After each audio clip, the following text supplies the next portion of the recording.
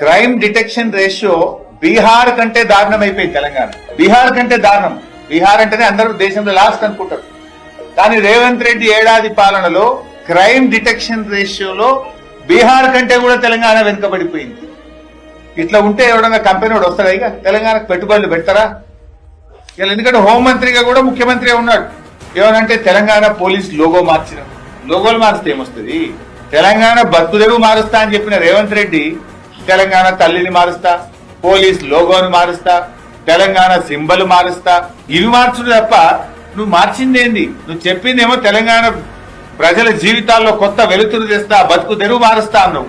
కానీ నువ్వు మారుస్తున్నదేమో టీజీని టీఎస్ ను టీజీ చేస్తా, తెలంగాణ తల్లిని మారుస్తా, తెలంగాణ పోలీస్ లోగో మారుస్తా, తెలంగాణ రాష్ట్ర సింబల్ మారుస్తా. దీంతో ప్రజల జీవితాలు మారుతాయా? ప్రజల బతుకు తెరువులు మారుస్తా అని చెప్పినావు కదా. నువ్వు చేస్తున్నదే పోలీస్ లోగోలు మార్చుడు కాదు. పోలీసులకు అవసరమైన సాంకేతికతను అందించు, పోలీసులకు అవసరమైన నిధులు అందించు, పోలీసులను వాళ్ళ పని వాళ్ళని చేసుకొని, పోలీసులు ఎంతసేపు ప్రతిపక్షముల మీద కేసులు పెట్టు, సోషల్ మీడియాలో పోస్ట్ పెట్టిండు, వాని లోపలై వీని లోపలై, ఈ పనులు కాదు కదా పోలీసులు చేయాల్సింది. రాష్ట్రంలో అనేక సమస్యలు వచ్చినాయి. రేవంత్ రెడ్డి గారు వచ్చిన తర్వాత రాష్ట్రంలో పోలీసులు ఇబ్బంది పడతా ఉన్నారు.